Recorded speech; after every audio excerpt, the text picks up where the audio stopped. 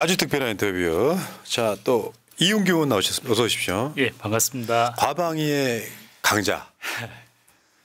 그 대한민국 국회의원 중에 지금 현재 국회의원 중에 제일 키가 크신 분.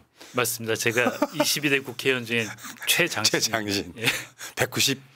187입니다. 187이요. 예. 원래 인유한 의원이 190이라 그래서 그런지 알았는데 저보다 작으시더라고요. 그 민주 진보 세력 의석수총 합치면 187석. 예, 예. 맞죠? 예, 맞습니다. 거기다가 그 다른 당 포함하면 192석이던가요? 예, 맞습니다. 예. 자, 어서 오시고요.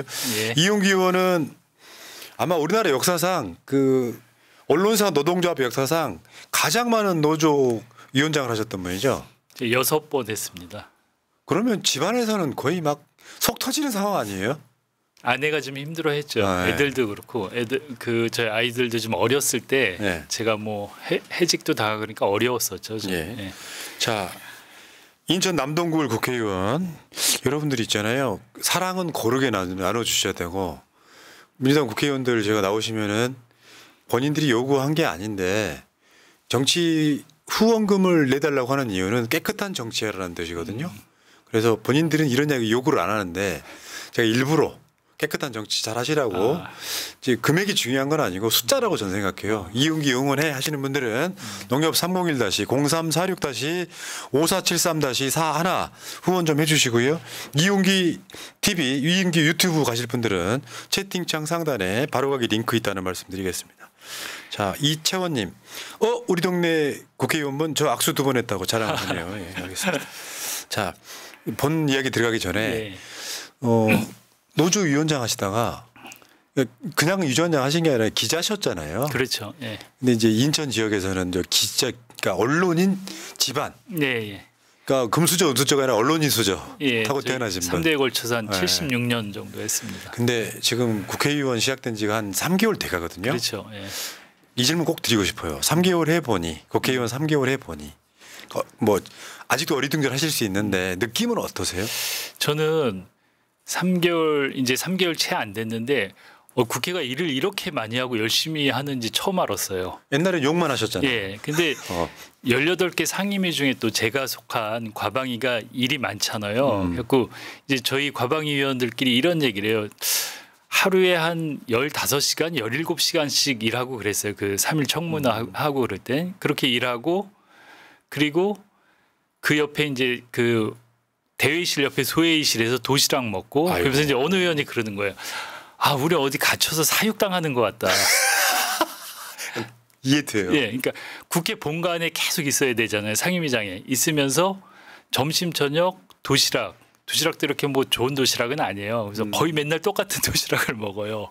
그리고 바쁠 때는 점심 저녁 시간이 정확히 없어갖고 그 상임위 하면서 중간중간에 잠깐 가서 릴레이식으로 가서 도시락 먹고 오고 다음 사람 가고 이렇게 한 적도 있는데 이제 그러다 보니까 어느 의원이 그러더라고요. 아, 우리 여기 갇혀서 사육당하고 있는 것 같아요. 근데 그러면서 다들 보람 있어하고 즐거워하셨어요. 네. 좀 국회 일하는 것 같다. 그리고 예, 그 자부심도 있었고 그리고 초선인데 그래도 그 좀 초반에 세게 트레이닝을 받아서 일을 잘 배우는 것 같다. 그러면서 저희끼리는 되게 만족해하고 과방위가 민주당 의원이 11명인데 그 최민희 위원장하고 김현 간사가 재선이고 또 이제 정동영 의원은 워낙 뭐 다선이시니까 그렇고 나머지 다 초선이에요. 근데 초선 의원들이 그 의기투합도 잘 되고 정말 열심히들 하세요. 그래서 예. 국회는 초보지만 예. 또 언론 개혁에 있어서는 베테랑들이시고 예. 이것도 그렇게 사육 당하라고 뽑아준 거예요. 아니 저희 즐겁게 사육 당하고 있습니다.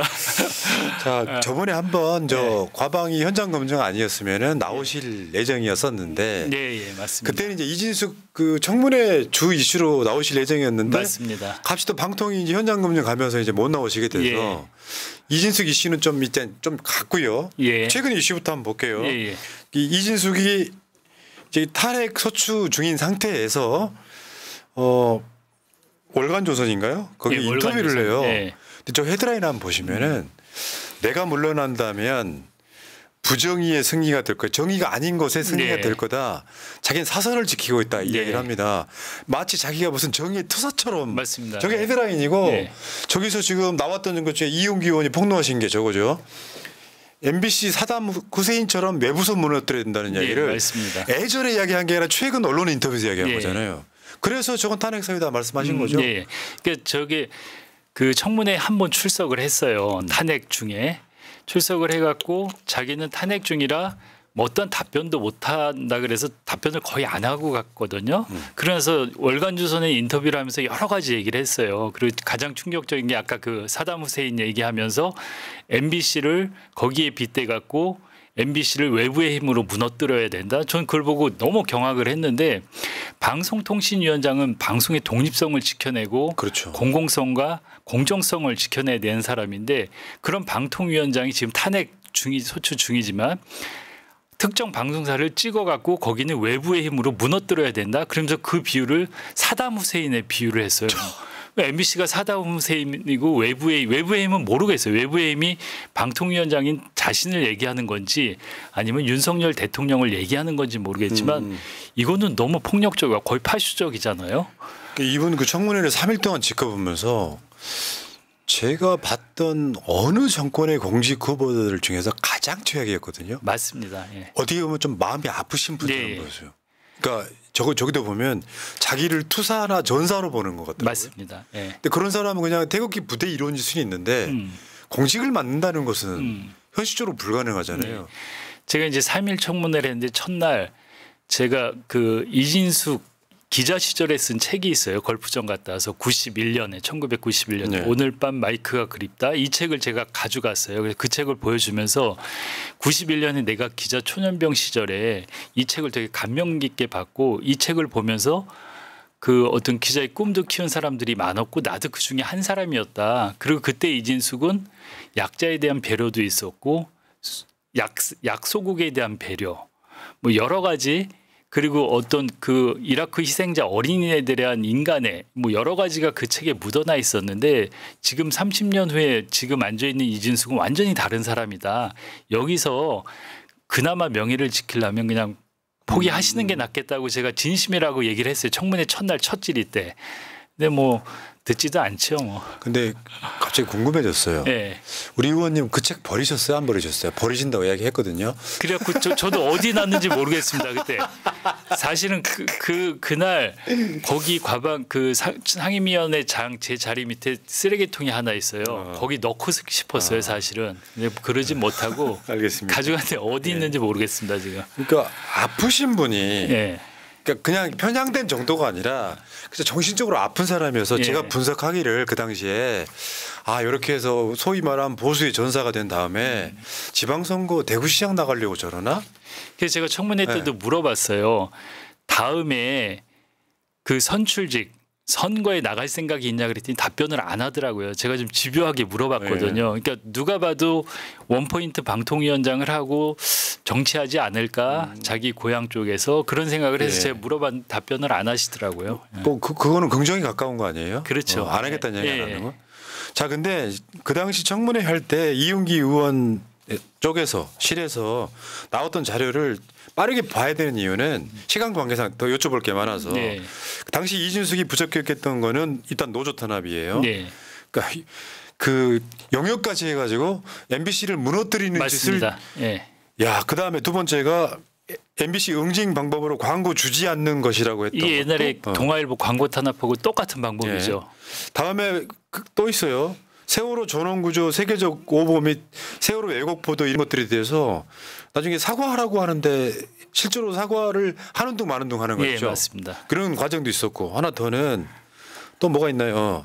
법카. 예. 법카는 아마 의원님은 싫으셨을 거예요. 법카 청문회가 되는 거. 네. 왜냐하면 더 중요한 것들 있잖아요. 맞습니다. 노조 탄압, 뭐 어떤 극우적 성향이 있는데 법카가 너무 좀 뭐랄까 폭발력이 좀 컸다 그럴 거예요. 맞습니다. 그 관심이 있었고 그리고 유일하게 자료를 그나마 제출한 게 그 법카 사용 내역이었어요. 그래갖고 청문회에서 그게 좀 집중이 됐고 저는 좀 다양하게 질의를 하려고 준비를 또 여러모로 좀 많이 하긴 했었어요. 다른 의원들은 법카에 좀 집중을 했고. 예.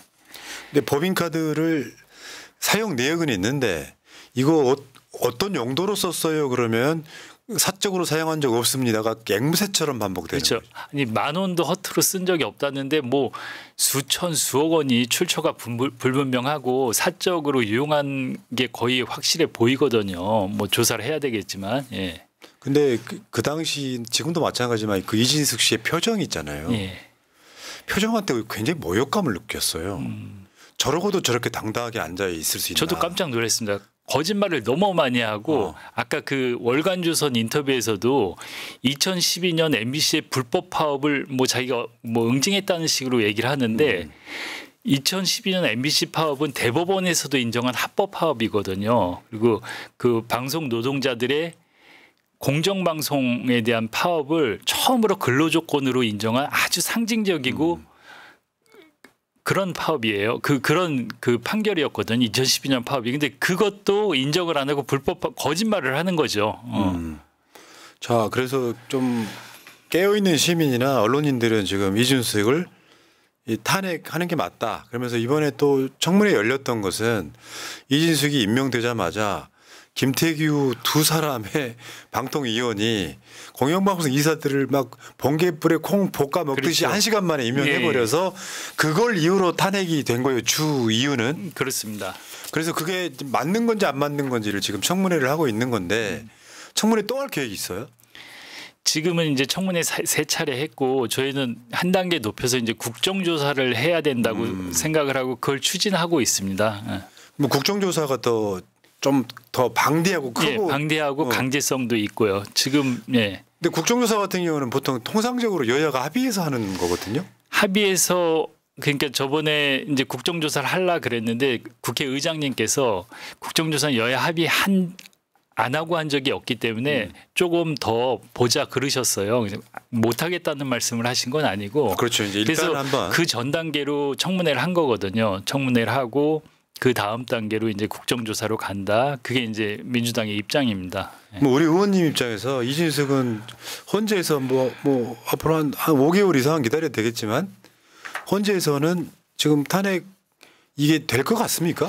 저는 뭐 탄핵 사유는 차고 넘친다고 보거든요. 이게 그 전에 청문회 할 때 이진석이 방통위원장으로서 자격이 있냐 없냐 그건 아까 제가 7가지 이제 부적격 사유를 말씀드렸고 그리고 지금 탄핵은 하루 7월 31일 날 하루의 일 때문에 탄핵이 되는 거거든요. 그날 그 불법적으로 공영방송 이사를 선임한 거에 대해서 그것도 한 5가지 정도 문제가 있어요. 첫 번째는 불법적인 2인 체제에서 의결을 했다. 법원도 그거는 잘못됐다고 예. 판결을 했는데 예, 그게 있고 그리고 회의 운영 절차에 있어서 미리 뭐 이틀 전에 공지하고 또 하루 전에 인터넷에 띄우고 그랬는데 그런 절차도 무시했는데 무시한 게 좀 설득력이 없는 게 그 박문진 이사의 임기가 8월 10일까지 남아 있었거든요. 그리고 일단 가처분이 조금 연기가 돼서 26일 날 결정이지만 시간을 줬거든요. 그러면 그날 출근하자마자 그렇게 할 이유가 없었거든요.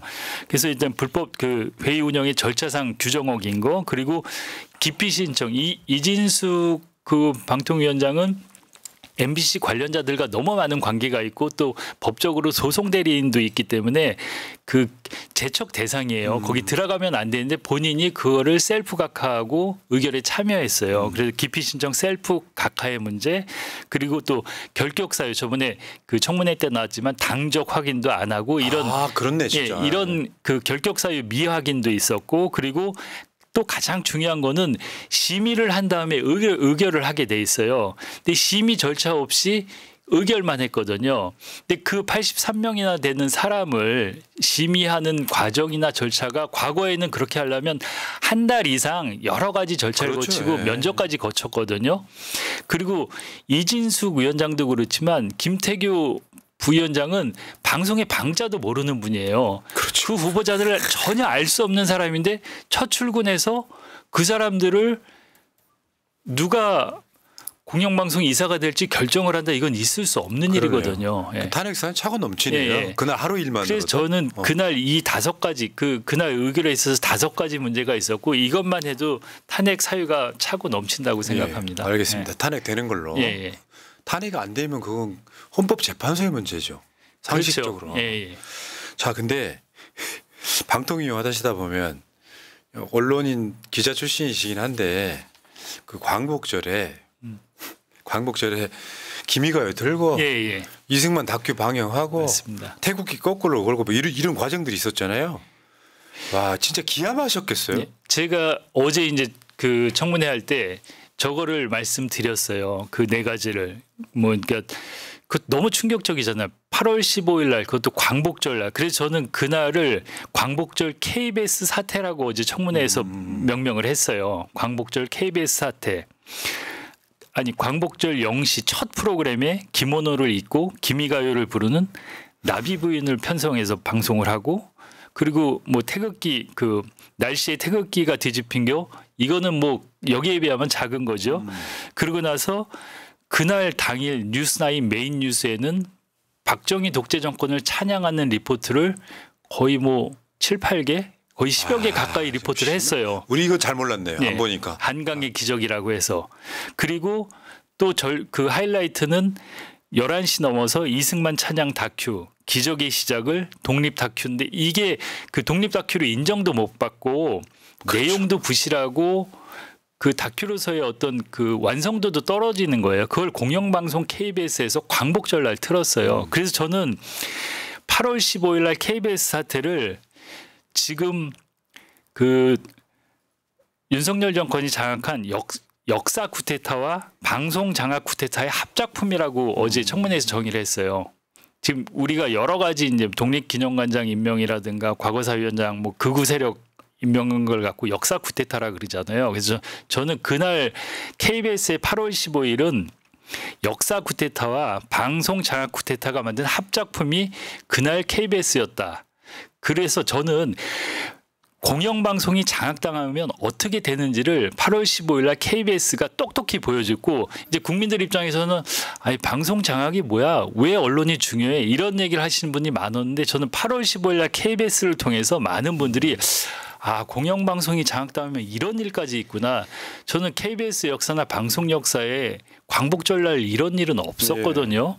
그래서 저는 이렇기 때문에 특히 MBC를 또 지켜야 되는 이유이기도 하다고 봐요. 맞습니다. MBC에서도 만약에 기미가요가 나오는 일이 벌어진다면 저는 정말 우리나라 우리 사회 암울할 것 같아요. MBC마저 그런다면. 근데 지금의 추세를 보고 MBC도 지금 장악을 당한다면 MBC에서 기미가요가 안 나온다고 누구도 확신할 수 없거든요. 그 언론 장악을 하려는 목적이 여러 가지가 있겠지만 저런 짓 하려고 장악하겠다는 거고 그나마 MBC는 아직 장악이 좀 덜 당한 거고 KBS는 이미 이번에도 저 KBS 이사회 같은 경우는 유임들이 많았잖아요. 이미 바꿔놨기 때문에.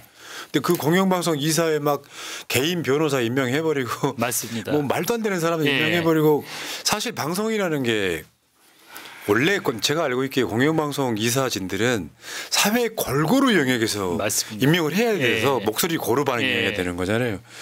그런 건데 자 어쨌건 진짜 KBS 보고 있으면 참담하다 이런 생각이 들었지만 우리가 또 거기에 관련해 갖고 뭐 장악당하면 당연한 거에 이렇게 손 놓고 있을 수는 없는 것이고 그럼요. 서민의 힘으로 아직 시민의 힘으로 저 이겨낸다고 보는데 저는 핵심은 이거라고 봐요. 지금 이용기 의원이 약간 거기에 좀 총대를 매신 것 같기도 한데 MBC 공영방송 장악은 민영화 음모다 이렇게 이제 주장을 맞습니다. 하시는 거예요. 어제도 보니까 MBC 힘내라 콘서트 가셨었죠? 네, 갔습니다. 저기 한준호 의원도 보이고 신장식 의원도 보이는데 네, 맞습니다. MBC 어떻게 보면 지금 대한민국 공영방송의 마지막 보루인 거예요. 맞습니다. 그런데 지금 이용기 의원실에서 나왔던 자료를 한번 보시면 설명해 드릴게요. 그러니까 아마 시민들 여러분들은 우리 방송 시청자분들은 야 그렇게 큰 방송사를 어떻게 민영화시켜? 궁금해하실 수 있는데 차근차근 설명 좀 해주십시오. 그 제가 지난 그 청문회 때 이진숙 후보한테 신 MBC 민영화 시나리오가 있라고 난 생각한다 그래서 여러 가지 얘기를 했는데 이 신 MBC 민영화 시나리오가 근거가 뭐냐면 2010년에 국정원에서 MBC 정상화 전략 및 추진 방안이라는 문건을 만들었어요. 근데 그 문건대로 지금 가고 있어요. 그 문건의 이제 핵심을 보면 방송통신심의위원회에서 MBC의 왜곡 보도에 대해서 제재를 가해서 그걸 제재를 축적을 하고 그리고 제재가 쌓이면 벌점이 많아지잖아요. 그러면 제어가를 거부하고 이게 2010년 국정원 그 문건에 있는 내용입니다. 제어가를 거부하고 제어가를 거부한 다음에 MBC를 폐업시키고 자산 매각 후 사업자 인수를 해서 민영화한다. 이게 그 국정원 시나리오거든요. 그대로 가고 있는 지금 느낌이네요. 현재 이제 보면은 MBC가 지금 표적 심사로 법정 제재가 엄청 많아졌어요. 법정 제재가 2021년에 MBC가 1건이고 2022년에 4건, 2023년에 9건이었는데 올해 들어서 6월까지 30건이에요. 아이고. 지금 이 법정 제재가 그 가처분 신청을 MBC에서 해갖고 결정이 안 나고 있는데 만약에 이게 가처분이 없어지고 결정을 해서 벌점을 받으면 100점이 넘어요. 그러니까 방송사 제어가의 기준 점수가 650점인데 아이고. 벌점이 100점이면 언제든지 마음만 먹으면 제어가를 취소할 수 있어요. 그래서 지금 이제 이렇게 법정 제재가 많아서 벌점을 많이 받을 수 있는 환경이 조성돼 있고 그다음에 이진숙 방통위원장이 지금 임명이 됐잖아요. 이진숙 위원장이 임명되고 한 게 MBC 이사를 지금 선임했잖아요. 지금 가처분 진행 중이지만 이사를 선임하면 이사들이 이제 사장을 바꾼다고요. 근데 전 MBC 지금 사장 바꾸는 게 불가능해 보이긴 해요. 왜 그러냐면 사장을 해임시키려면 해임 사유가 있어야 되는데 지금 사장이 이렇게 해임으로 걸릴 만한 일이 없어요. 지금 MBC가 그 신뢰도라든가 유튜브 여러 가지 조회수에서 다 1위를 달리고 있어요. 네. 그리고 경영도 지상파가 다 적자인데 상반기에 MBC만 유일하게 180억 흑자예요. 야. 그래서 꼬투리 걸 게 없어요. 그래도 지금 정권은 MBC 장악해야 되니까 어떻게든 해임 사유를 만들 텐데 그 과정이 쉽지는 않아 보여요. 제가 보기에는 지금 MBC만큼 잘 나가는 방송이 없거든요. 그 방송을 지금 없앨 수는 없고. 예. 그러니까 제 기억에 그 방송사들이 지역 민방이긴 하지만 그 인천 ITV 같은 데는 없어졌잖아요. 예. 나중에 다시 만들었던 건데 예. 이런 식으로 MBC를 사실상 제어가 탈락시킨 다음에 요거를 그 인프라를 그대로 민간한테 팔 음모가 있다 이런 MBC는 거죠. 거기까지 가기에는 그 장벽이 그러니까 정권에서 볼 땐 장벽이 너무나 많긴 해요. 일단 해임 사유가 쉽지 않다는 게 하나 있고 그리고 그 MBC를 해임하려면 이제 방문진법에 따라서 민영화를 해야 되는데 지금 국회 의석이 민주당이 다수기 때문에 법안 통과가 쉽진 않아요. 불가능하죠, 사실은.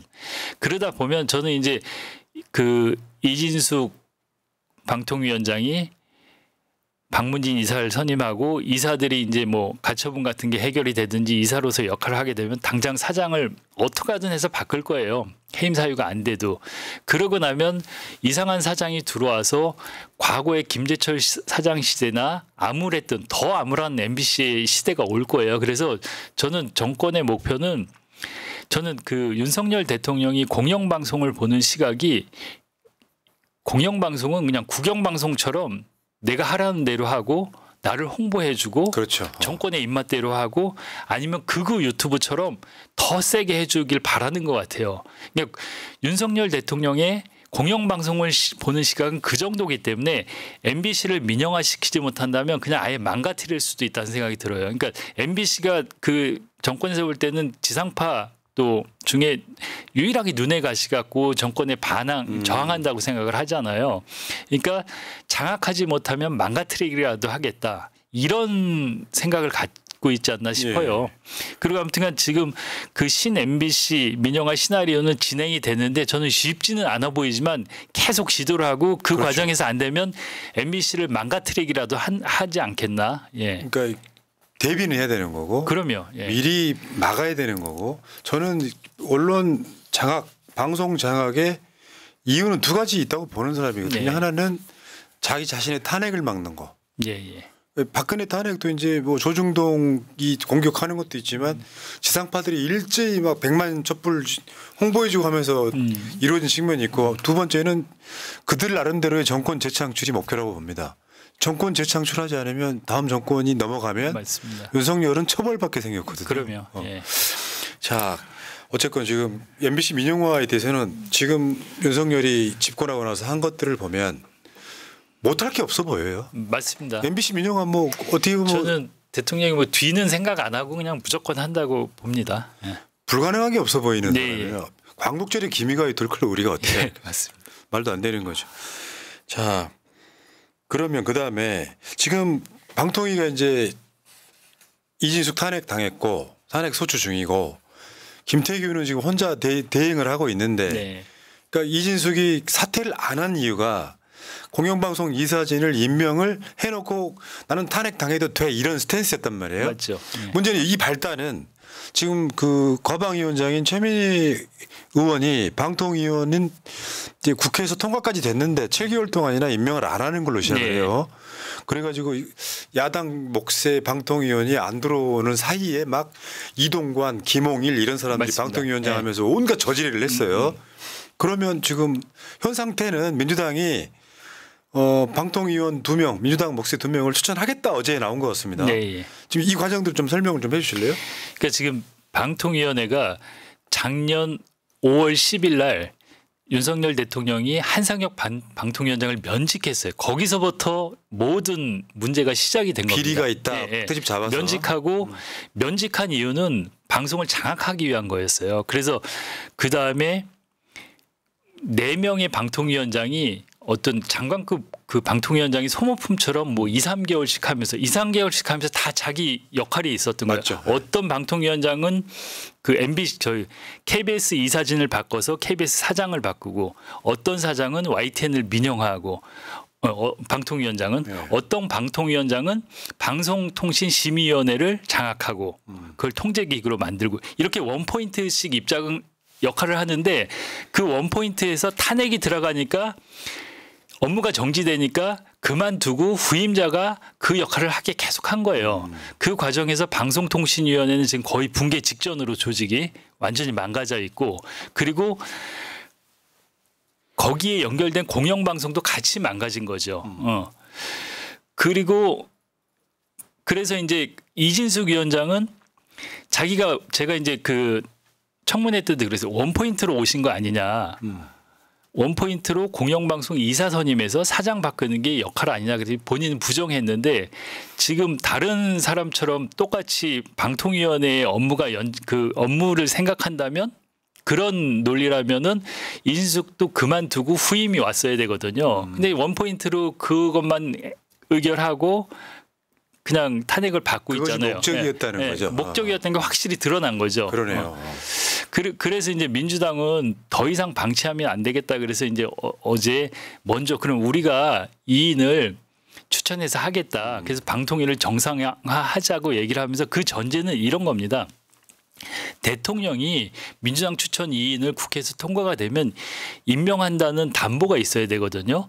근데 처음에는 지난주에는 그 얘기를 했더니 그 최영두 국민의힘 그 과방위 간사가 책임지고 그걸 담보해낼 수 있을 것 같다 그러더니 어제 민주당에서 공식적으로 얘기했더니 이진숙 탄핵 결과가 나와야지 할 수 있다. 또 입장을 바꿨어요. 그러니까 진정성이 전혀 없는 거죠. 그리고 방송통신위원회는 계속 그 정권에서 장악하고 갖고 가겠다는 의도를 확실히 드러낸 겁니다. 그럼요. 그러니까 지금 이진숙이 탄핵 소추인 중인 상태에서 민주당 2명, 국민의힘 추천 2명 이렇게 2대 2가 되면 사실 뭘 할 수 있는 건 거의 없어 보이긴 하는데 그러니까 안 하겠다는 거죠. 그러니까 지금 이진숙이나 뭐 이동관이나 김홍길이나 보면 최민희 방통위원 후보자 임명 안 한 논리로만 따지면 다 부적격자들이었던 거죠. 알고 보면. 그래서 저쪽은 논리적 모순이나 의도를 확실히 드러냈고 그래서 민주당이 22대 국회 들어서서 방송사법을 통과시킨 게 방송사법의 그 방통위원회법도 있는데 거기 보면은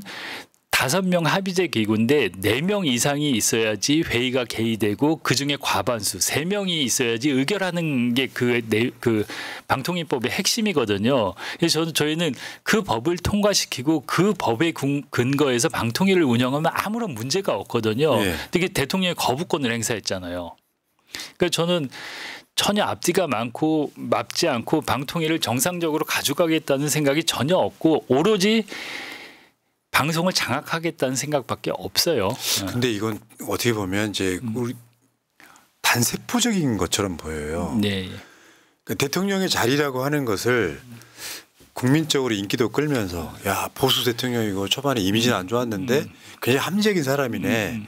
그러면서 찍지 않았던 사람들도 지지하게끔 만드는 게 정치의 원리이면서 대통령이 추구해야 될 반대. 맞습니다. 특정 시점에 가니까 독재란 소리, 방송 장악이란 소리, 탄압이란 소리를 들으면서도 계속해서 푸시하는 게 맞습니다. 거기까지는 민주시민들 입장에서 보면 저거 뭐 미친 사람 아니야 이렇게 생각할 수 있어도 반대로 말하면 역사적 교훈을 남기는 거거든요.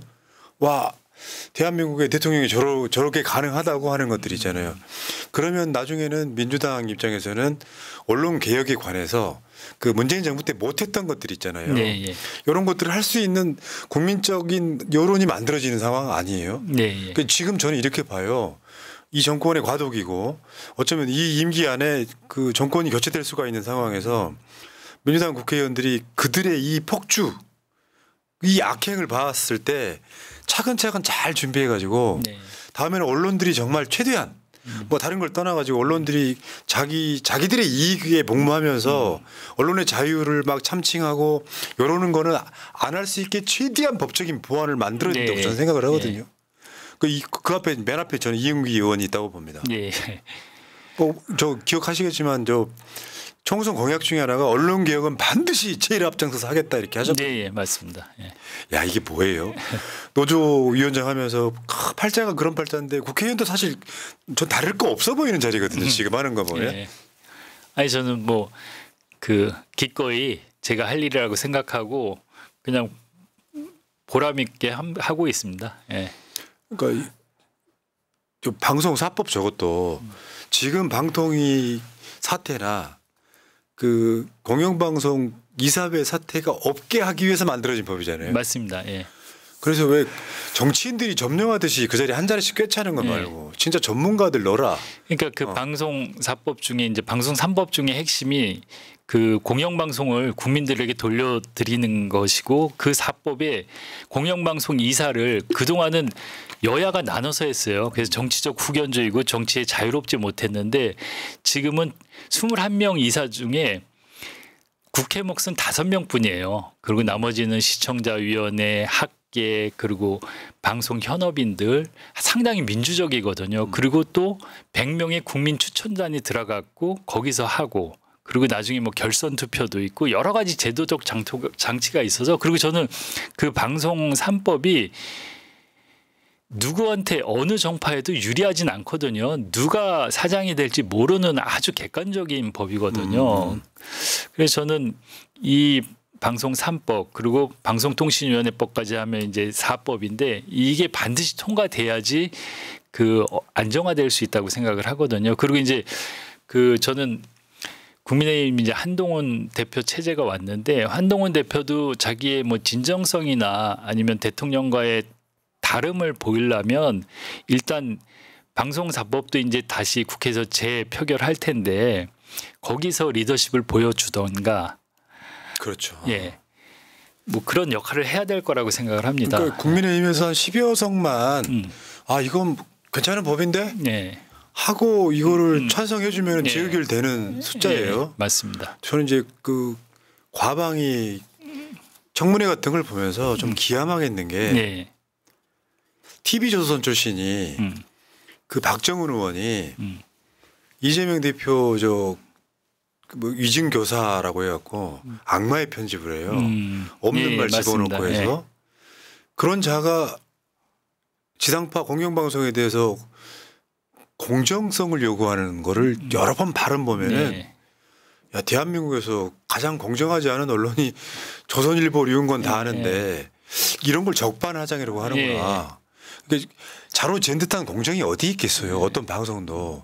근데 권력에 질문하지 못하는 언론사. 그러면 사실 어떻게 보면 윤석열 정권 같은 퇴행 보수 정권 그 위에서 자기들 사익을 추구했던 자들이 국회로 튀어나와가지고. 맞습니다. 그거 보면 이용 의원 입장에서 좀 역겹다 이런 생각 안 드세요? 제가 청문회를 하면서 그 국민의힘 의원들이 있잖아요. 보면은 아까 이제 말씀하신 것도 그렇고 말도 안 되는 프레임을 걸어요. 뭐 방송이 민주노총에 장악당했고 언론노조에 장악당했고 정말 어처구니가 없는 일이거든요. 어제 저희 청문회 할 때인가 누가 언론노조 위원장인가 누가 그랬어요. 저 사실 언론노조 위원장이지만 MBC 본부장이 그랬나. 저희지만 민주노총 소식이지만 민주노총 강령도 모릅니다. 사실 그 정도거든요. 그 언론인들은 자기 현업에 충실하고 노조도 있지만 뭐 기자협회도 있고 PD협회도 있고 뭐 기술인연합회도 있고 아나운서 협회도 있기 때문에 그런 협회 중심으로 더 돌아가지 노조의 틀도 있지만 그거를 그렇게 막 색깔을 입혀갖고 말도 안 되는 소리를 하고 그리고 제가 그 청문회에서 더 기가 막혔던 거는 김재철 사장 시대라든가 몇몇 그 흑역사 시대의 사장이나 그 핵심 경영진이었던 사람들이 나와서 마치 자기들이 공영방송의 화신인 양 얘기를 해갖고 제가 한번 질의를 하면서 경악을 하면서 얘기를 했어요. 당신들이 그런 말 할 자격이 있냐고. 그 박근혜 탄핵 촛불 집회 때 MBC가 중계차에 로고도 띄고 기자들이 얼굴도 못 들고 다녔는데 그때 당신들이 MBC를 경영하고 운영했던 사람들인데 당신들이 어떻게 공정방송을 얘기하고 방송을 평할 수 있냐 그런 얘기를 했거든요. 그렇네요. 그리고 제가 이진숙 후보한테도 그런 얘기를 했어요. 당신이 세월호 때 방송 보도 본부장으로 최고 책임자였는데 세월호 전원 구조에 오보를 낸 사람인데 그 이진숙 후보도 청문회 할 때 무슨 MBC 프로그램을 평가하고 막 그랬어요. 그래서 제가 뭐라 그랬냐면 당신 그런 말 할 당신 때문에 그 젊은 애들이 바닷속에서 고통받으면서 죽어갔는데 한 번도 반성도 안 하고 분향소 한번 가봤냐. 그런 당신이 어떻게 방송 정책을 책임지는 방송통신위원장을 하고 거기에 대해서 프로그램을 평가하냐. 당신은 그런 자격이 없다 그랬더니 아무 말 못하더라고요. 근데 이진숙 지금 뭐 방통위원장 뿐이 아니고 MBC의 과거의 흑역사에 있었던 사람들이 지금 정권이 이래서 이제 MBC가 바뀔 수 있다는 생각을 하니까 제가 보기엔 준동을 하고 있어요. 준동을 하면서 자기들이 MBC를 바꾸고 그리고 과거에 자기들이 아주 공정하고 뭐 공정방송의 화신처럼 얘기를 하는데 와 정말 너무나 역겨울 정도예요. 뭡니까? 언론의 첫 번째 임무는 권력을 감시하는 거잖아요. 네. 그게 민주정부든 뭐 국민의힘의 정부든 전 똑같다고 생각을 하거든요. 그걸 못하는 자들이 권력을 감시하는 게 아니라 약자들을 데리고 네. 자기 역할을 못하면서 다른 것도 아니고 공영방송이라는 게 사실 국민 세금 투입되기 때문에 공영방송인 거잖아요. 맞습니다. 이렇게 저렇게 해가지고 네. 이 과정들 보면서 저는 MBC가 무조건 옳다 생각하지도 않습니다. 자로 잰 듯한 중립이나 공정은 없을 테니까. 네. 문제는 상식적으로 봤을 때 언론사는 MBC가 최고인 게 아니고요. 최소 MBC 정도는 해야 네. 되는 거라고 생각이 네. 드는 거예요. 근데 그걸 못하고 지금 맞습니다. 광복절에 윤석열 취향에 맞춰가지고 기미가요 틀고 이승만 다큐 틀고 태극기는 거꾸로 걸어버리고 아마 그거는 의도했다고 보이진 않는데 이런 짓들을 하면서도 부끄러운 줄을 모르고 그렇죠. 나는 방송 장악할 생각은 없어라고 또 거짓말하는. 네. 그거를 견제해야 될 국회에서 지금 야당 과방위원들을 보면은 불쌍할 정도예요. 3일 동안 청문회 하는 게 이진숙이 힘들겠어요. 과방위원들이 힘들겠어요. 왜냐하면 준비해야 될 자리는 많고. 그렇죠. 이진숙은 나와서 거짓말만 하면 되죠. 예. 그럼 3일 동안 무슨 고문 받는 것 같다, 뭐 벌 서는 것 같다 그랬잖아요. 네.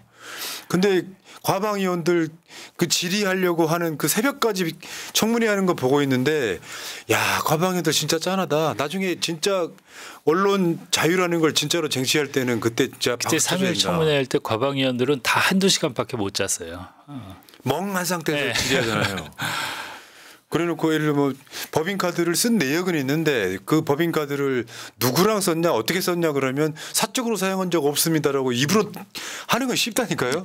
너무 뻔뻔하고 저는 그러니까 답변에 여러 가지를 놀랐는데 이제 제가 이런 질문했어요.